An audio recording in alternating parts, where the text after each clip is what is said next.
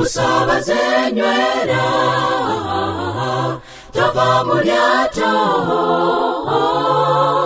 wadde abakugu batidde basobeddwa bamunywevu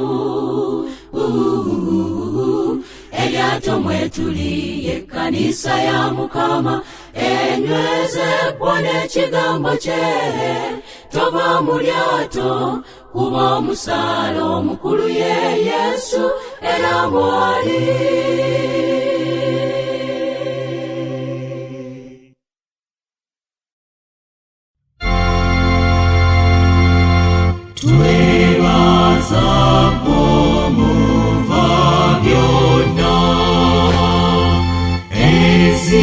Zona zikusute awamugulu basute chitafo mwana n'omwoyo.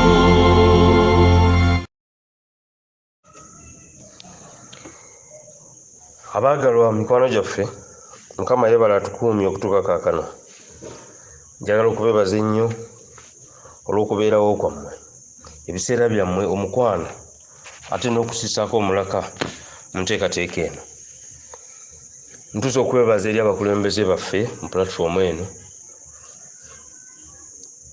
era wamu na buli aliko kyakola olwa pulatifomu okubeeramu ensa.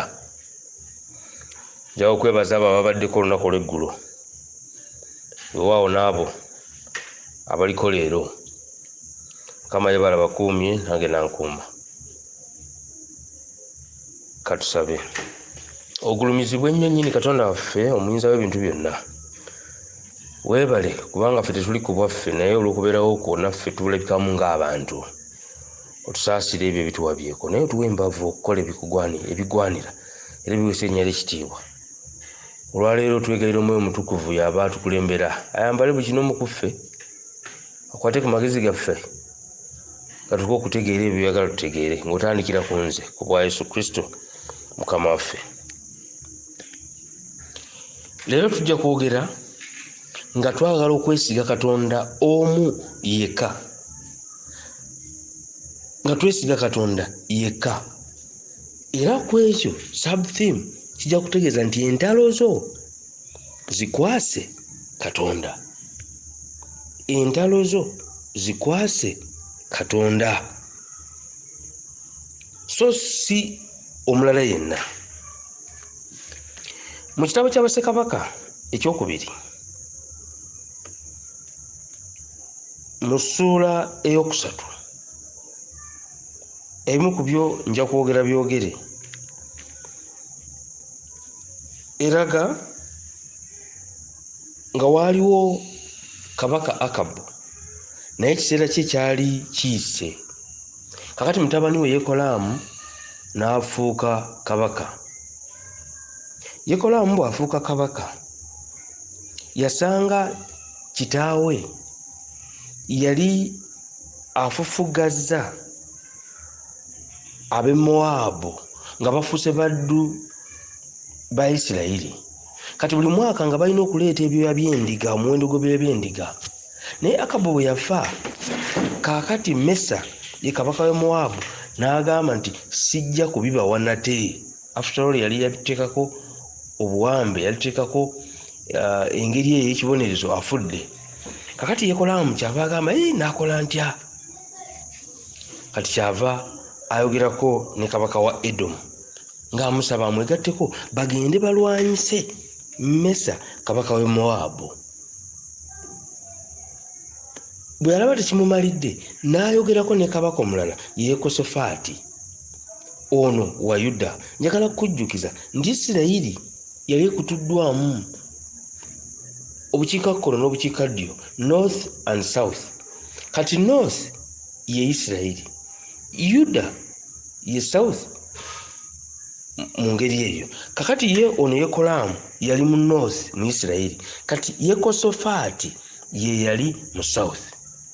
Naye njagala okukujjukizaako Akabu yali yava ku mulamu ogw'okwesiga Katonda yekka. bwe yawasa Yezeberi n'afuula Isirayiri ekifo oba eggwanga eriri polytheistic nga basinzaamu bakatonda bangi nga katonda omu asaana okwesigwa takyaliwo. Yekolaamu bw'afuuka kabaka ye n'agezaako okuggyawo ebimu naye byonna era teyabiggyirawo ddala, weewaawo teyenkana kitaawe. Kakati Yekosafaati ono kabaka w'ekyemmanga ate ye yalimu ku mpeke mu kutegeera nti Katonda yatonda eggulu n'ensi yasaanidde okusinzibwa. Kakati omukulu Yekolaamu n'owa Edomu bonna bategeera ebyo by'abakatonda batategeerekeka oba obuteesiga Katonda omu. Naye Yekosafaati yalimuuko ekirungo eky'enjawulo. Omuntu taba mubi yenna, naye Yekolaamu mu buzibu obulala bwe yalina ng'omuntu, naye at least mu mikwano gye yafunayooko alimu ensa nga ye Yekosafaati. Kakati bano bwe bakkiriza bombi bagende balumbe Mowaabu, ne boza tujja kuyita mu Edomu.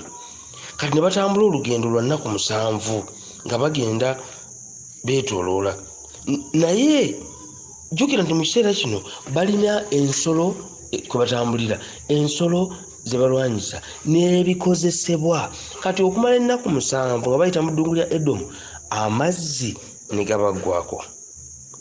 Era bonna b'olunyolo olw'omwenda mu nsolo ey'okusatu ne wataba amazzi ga kuwa nsolo.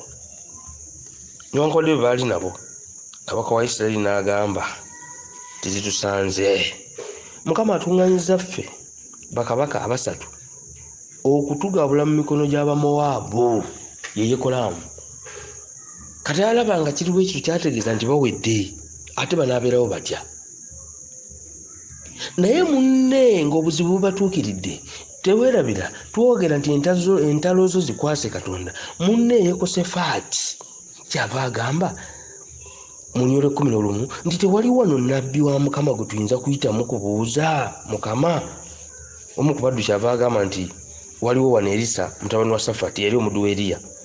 Yekosafaati kyava agamba nti Mukama naga ekigambo kya Mukama kiri naye. Kati awo ne bakola enteekateeka esisinkana Erisa.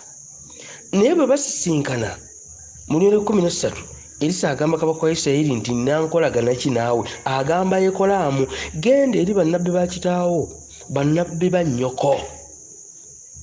Kyokka kabaka wa Isirayiri n'addamu mulaga, nedda sijja kugenda eyo, kubanga Mukama akuŋŋanyiza bakabaka bano basatu kubagabula mu mukono gwa Mowaabu. Amakulu ge gano, bakwano bo be baani? Obuzibu bwe bujja ziyita entalo, ani gw'obeera naye? Ani gwe weebuuzaako? Yekolaamu yalinayo mukwano gwa Ssaamu Katonda ekitiibwa. Era oyo mukwano gwa Ssaamu Katonda ekitiibwa gwe yeeyambisa. Oyo gwe yeeyambisa ayogereko ne Katonda. Era mukwano gwa Ssaamu Katonda ekitiibwa yaleeta n'ekiteeso n'agamba nti naye waliwooko nabbi gwe tuyinza okwebuuzaako. Obuzibu bwe bujja, olutalo bwe lujja mu maaso go, oddukira waani? Ampuliriza entalo nga zizza okusoomooza mu bulamu bwaffe, tusaana kuddukira eri Katonda. Wabula kikola amakulu bwe tuba tulinayo bakwano baffe abayinza okutudayirekitinga nga amagezi ge bawa gassaamu Katonda ekitiibwa. Yekosafaati yafuuka omukisa. Era Erisa agamba nti gwe Yekolaamu nze sirina kyenkwagaza, genda eri Yezeberi maamawo ebifaananako bwe bityo. Naye ekimuyamba ye Yekosafaati, gwe tunulako omufooni buukuyo, mikwano gyo be baani? Mugaso ki gwe balina gy'oli ddala? Obuzibu bw'oyiseemu proposals ki ze bazze nga baleeta? Waliyo emikwano ne twewaana nagyo nga gyogera ebigambo ng'ebyo nti no partner in crime. Naye tebagamba partner in Christ. Nga n'okwewaana beewaana. Okuyita mu bufunze, Erisa yabategeeza nti agenda kubakolako si lwa nsonga ndala naye lwa Yekosafaati. Laba Olunyolo 14, Elisa n'ayogera nti Mukama w'eggye nga bw'ali omulamu gwenyumira mu maaso ge, singa si Yekosafaati kabaka wa Yuda ali wano, gwe saali kufuddeko era sandikulabye. Naye kalendeze omukubi w'ennanga era olwatuuka awo waliwo okukuba ennanga awo, omwoyo omulungi ne gujja ku Elisa alyoka abalagule. Naye laba Yekosafaati bw'afuuka omukisa eri Yekolaamu. Mukwano gwange, gw'oli mukisa mu bantu abakwetoolodde, entalo nga zirabise, obuzibu nga bulabise, oli mukisa eri abo abakwetoolodde. Yekosafaati yafuuka omukisa mu kiseera eky'olutalo olwalabika nga lufuuse luzibu, kubanga kyategeeza nti bano bagenda kufa, tebalina mazzi n'ensolo zife, mu bufunze Mowaabu alina okubawangula. Olwa Yekosafaati bafuna omukisa. Kati mu kiseera kino nga tewali mazzi wonna, ate bali mu ddungu. Olw'ekumi agamba nti Mukama agamba nti ekiwonvu ekikalu nja kukijjuza enzizi z'amazzi. Mukama yongera n'agamba nti temujja kulaba ku mbuyaga, temujja kulaba ku nkuba, naye ekiwonvu ekyo kinajjula amazzi, munywe mmwe n'ensolo zammwe. Mukama waffe nga yeebazibwe. Katonda bwe tumwesiga akola ebintu nga bw'otabisuubirangako. Waliwo embeera lwejja mu maaso gaffe, obuzito bw'olutalo, obuzito bw'embeera gye tulaba nga ffe tuyinze. Bwe twesiga Katonda asobola okutuwangulira nga tetumanyi na ngeri ki. Bano bw'ati bwe yabategeeza. Njagala kutegeeza olunyiri lwe tusomye lugambye nti ate kino olw'okuminaana, ate kino oba ate ekyo kitono nnyo mu maaso ga Mukama, era ajja kuwaya Abamowaabu mu mikono gyammwe. Ampuliriza, Katonda ayinza okusinga bwe tulowooza. Katonda bwe tumwesiga asobola okutuyisa wotasuubiranga. Ekyo kirabikanga olutalo oluzibu, ekirabikanga ekiyinze mu maaso go, kitono nnyo mu maaso ge. Nsaba twongere kwesiga Katonda, si kintu kirala kyonna, ate twesige Katonda yekka. Okumanya nga Katonda waffe yekka gwe tusobola okukwasa entalo zaffe, njagadde okugabanako naawe a real life experience. Twazimba ennyumba nga tugizimbira maama wange, naye mu poloti eyo abagituguza abambi nga tebeesiga Katonda, wabula nga balimu obulogologo. Kakati mukulu wange ye buli lwe yagendangayo ng'emisota giva mu binnya nga gimugoba, naye nze teyaŋŋamba, ate nze nakulemberamu okuzimba. Wabula kye nali mmanyi nti buli lwe ŋŋendayo mu kasitenseni awo okulera poloti nga wabeerawo nnyo ebintuntu ebyekirogo, buli lwe mpituka mu kasitenseni nga waliwo ebintu ebyekirogo. Era nasabanga ne mbijjawo ne tukola bye tukola. Kati okuzimba kuno bwe kutuuka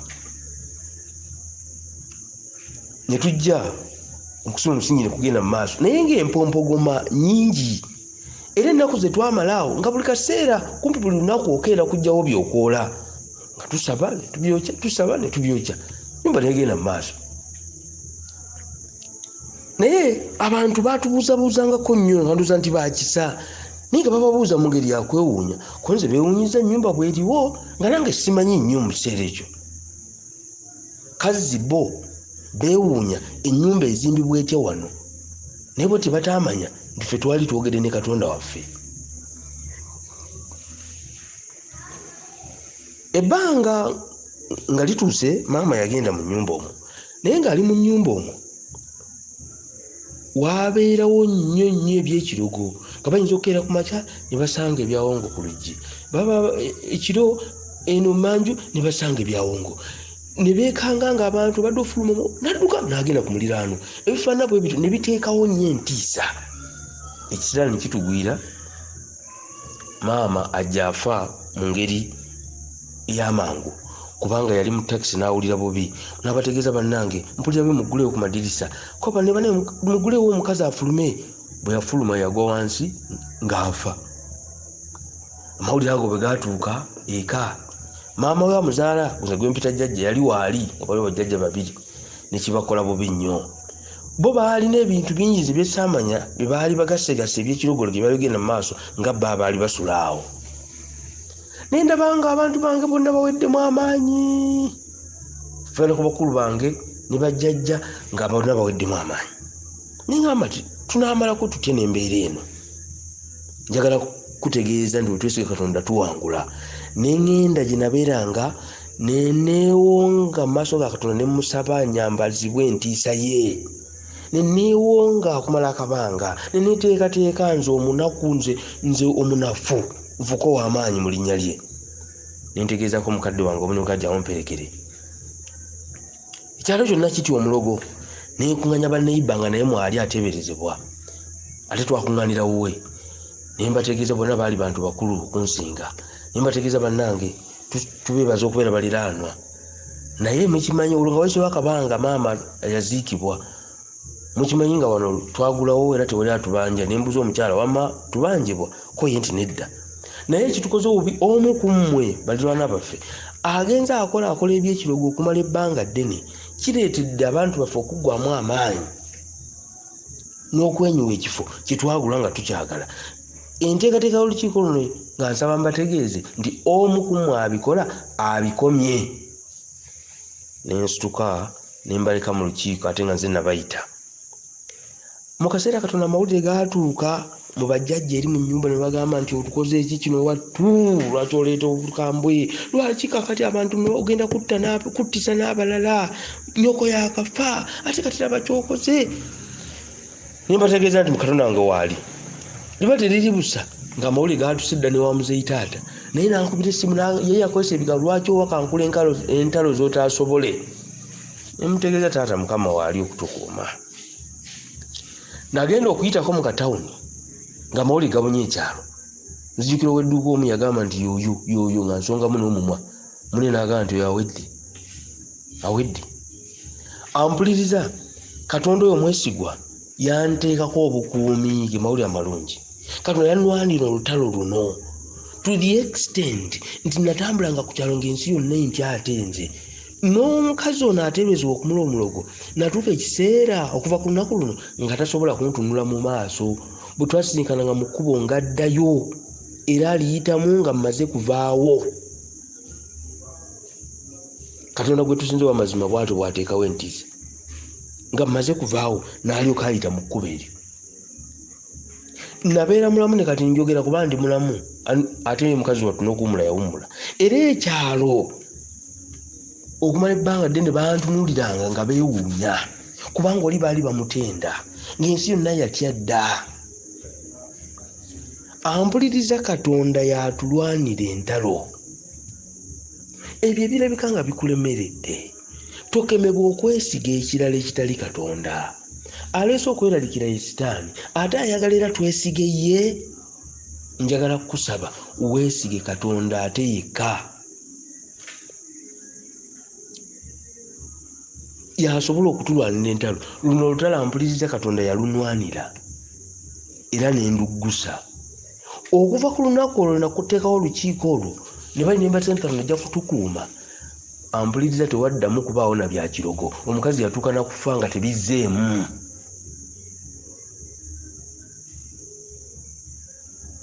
Katonda waffe ayinza simanyi biki byoyitamu simanyi ntalo z'olwana erimu awamu za mirimu nga bakufuukidde akayinja mu ngatto olusi baaluganda bakwefuulira n'ebirala bingi biyinza okulowoozaako naye si nsonga olutalo lufaanana lutya nga Erisa bwe yategeeza bali nti ate nno ekyo kitono nnyo mu maaso ga Mukama nange njagala kukikugamba mwesige Katonda omwesige ekyo ekirabika nga lusozi kitono nnyo mu maaso ga Mukama Katonda akyayinziza ddala okukutemera empenda olulabika ng'olusozi yamanyi bw'anaalugjawo. Naye njagala ojjukirawo ne kino olusi ekitutawaanya nti kubanga wabaayo formats ze tumanyi olowooza nti olutalo luno lujja kuggwa bwe ruti, ekineeraliikiriza bwe mba kukiyitamu kiyinza kuggwa bwe kiti. Naye bw'oba weetegereza olunyiriri lwe tusomye, Erisa yabategeeza bakabaka abasatu mu Lunyiriri 17 essula ey'okusatu ekitabo ky'Abassekabaka nti Mukama ayogera n'agamba nti temujja kulaba ku mbuyaga era temujja kulaba ku nkuba, naye ekiwonvu ekyo kinajjula amazzi, munywe mmwe n'ensolo zammwe. In other words, Katonda asobola okukozesa enkola gy'otasuubirangako, asobola okukozesa gy'omanyi, naye era asobola n'okukutema mu nvuba mu ngeri gy'otalowoozangako. Ekitegeeza nti tusaana okugattako ku ngeri yaffe. The degree of trust should double or triple, kubanga ayinza. Enkuba baali bamanyi nti weeneba enetonnya olaba akale ne bikyuka ebire ne bidda eno, naye yabategeeza byonna temujja kubirabako, naye mujja kulaba amazzi mu ddungu. In other words, mujja kuleetawo essuubi awatali ssuubi, mujja kulirabako. Mukwano wampuliriza naye nja kukutegeeza nti kisoboka. Bwe twesiga Katonda ebintu bingi bisoboka mu ngeri gy'otasuubiranga. Bwe twesiga Katonda, he defies all odds, nga bw'omanyi nti bakikola bwe bati. Bwe twesiga Katonda netumulekera ensonga yaffe, ye atema ekkubo. Emirundi egiwerako atulazeeko nti alina obuyinza obwo. Tuvalaba yagamba eri mu Luka nti amaanyi ga Katonda gajja kukusiikiriza g'Omwoyo Mutukuvu. Indeed, kyaba kyava agamba nti teri kigambo ekyava eri Mukama ekiribulwa amaanyi. Ne wano nga bw'agambye nti amazzi ganalabika, amazzi gaalabika. Era bwe weetegereza ennyiriri ezo eziddako zonna awo 19 n'ebiddako awo, actually olwabiri ojja kulaba nti amazzi gaamala ne gabaawo. Katonda afaananako bw'atyo gwe nkwanjulira, gwe mukwano gwange alina okusoomooza, mukwano gwange alina ebikunyiizaamu, mukwano gwange ayagala okuddirira obanga oddiridde ng'olowooza nti Katonda tayinza by'oyinza, wabula otandise okwesiga ebintu ebirala. Mpulira nti abamu banaaba n'omunnyo mu nsi ezimu mbu bafune emikisa bayite mu bizibu okukuseeseetuka.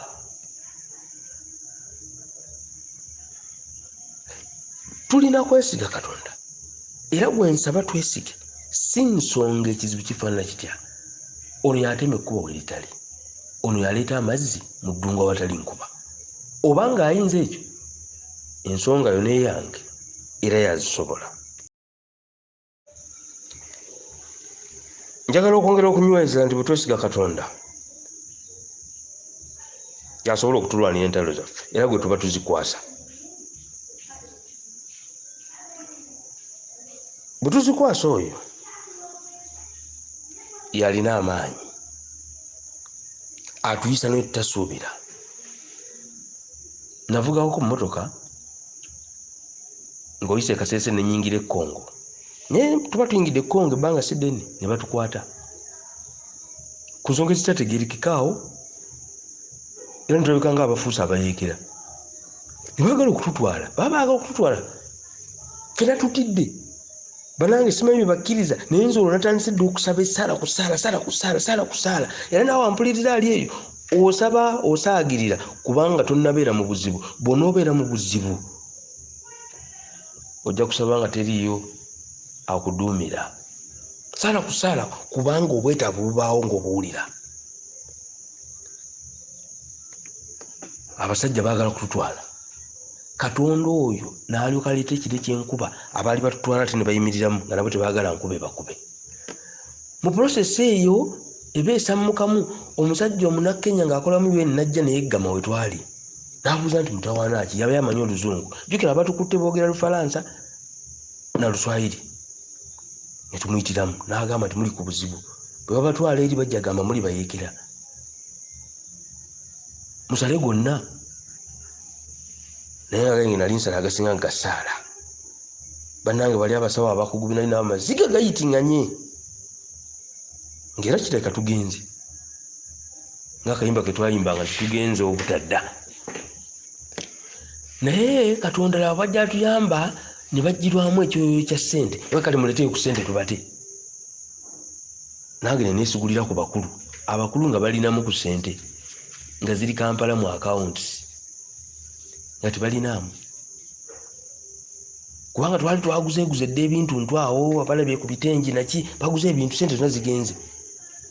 Ampuliriza, Katonda n'anfuula nga bwe yafuula Yekosafaati mu maaso ga Yekolaamu ne kabaka w'Edomu nga bali mu ddungu, kubanga Yekosafaati yaleeta omukisa Erisa alyoka abalagule. Nga nze ninamu kasente nalinako emitwalo nga 12.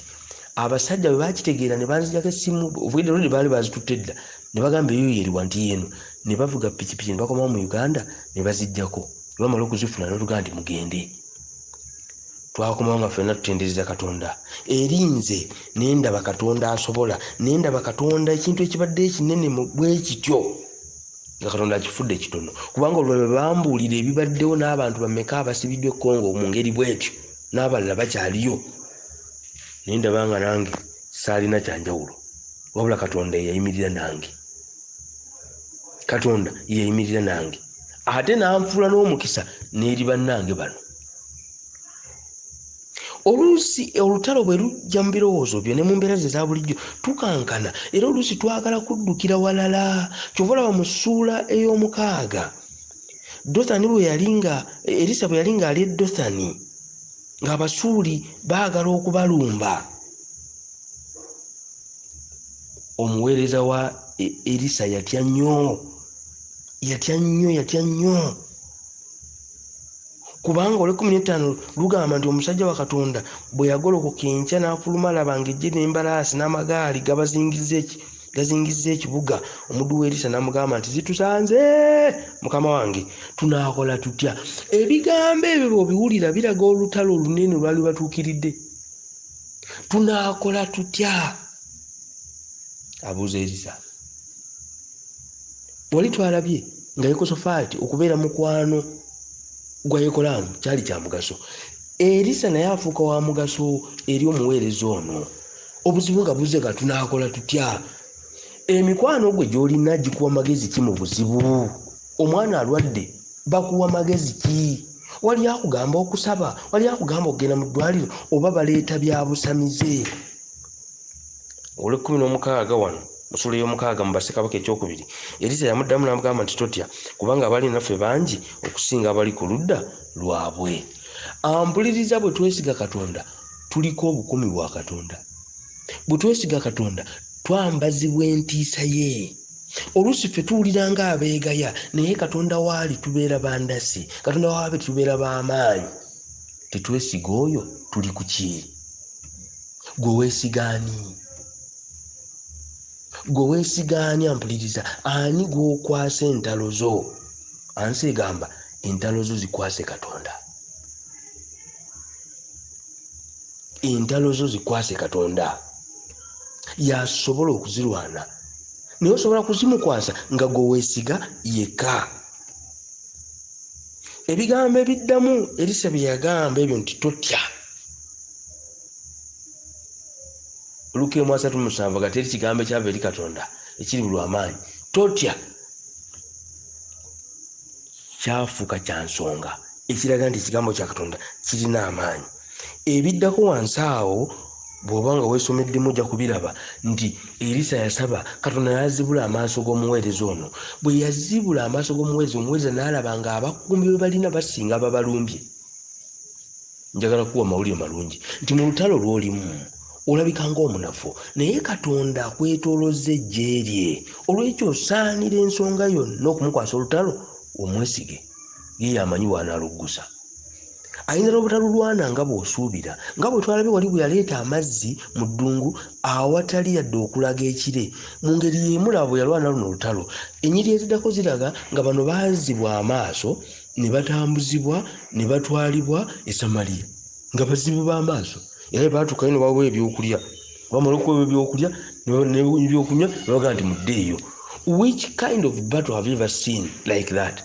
Kye nagambye nti Katonda asobola okulwana mu ngeri gye tutasuubirangako.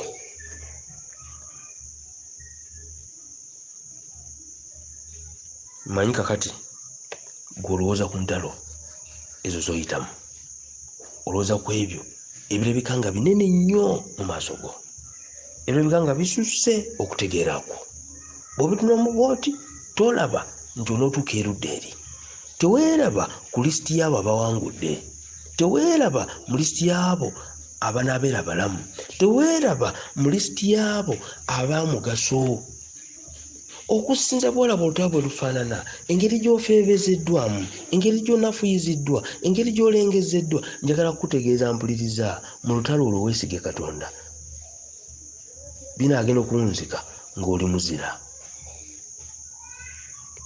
Erisa yategeeza bali nti kino kitono nnyo mu maaso ga Katonda. Njagala kukutegeeza ebigambo bye bimu, kino kitono nnyo mu maaso ga Katonda. Erisa yategeeza omuweereza nti totya, ekyo nange kye nkugamba. Nange bwe ntyamu bwe nti mpulira nga kiŋŋamba nti totya, tolina Katondawo.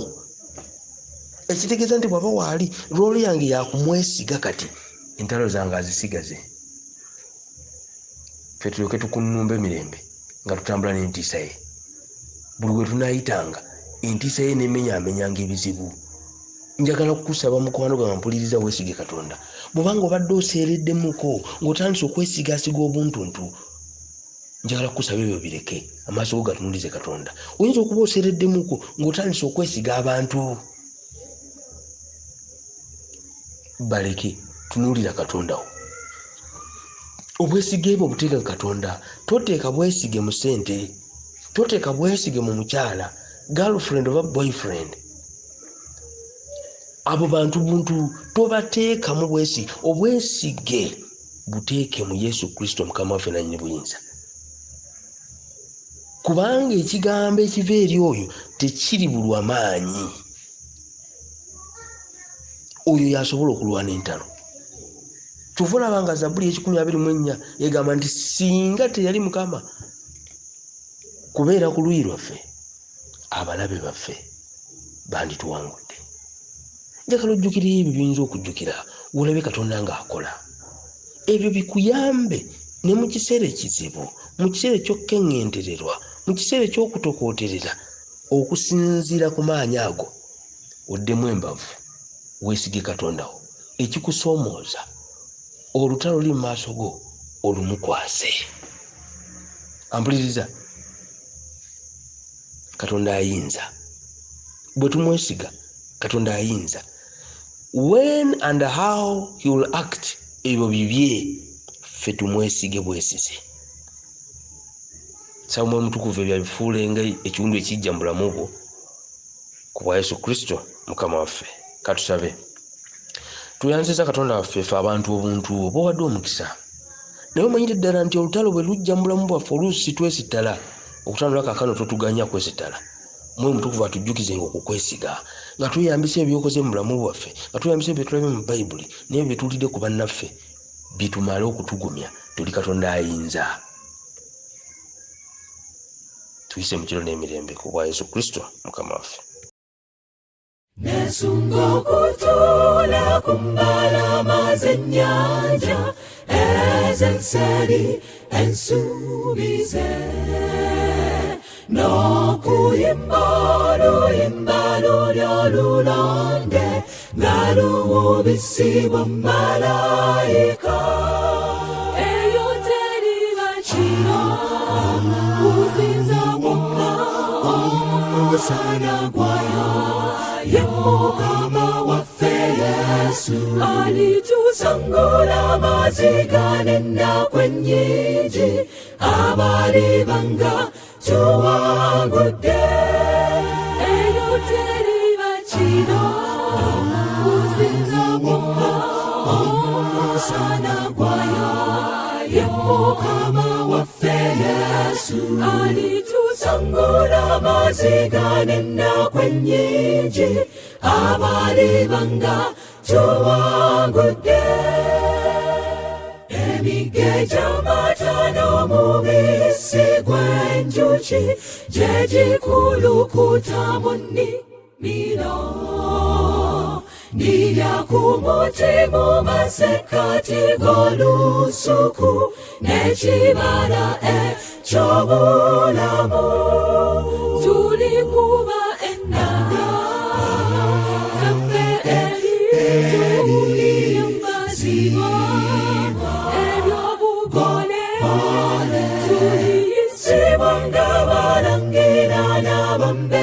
bajja mu lubiri lwa kitaffe.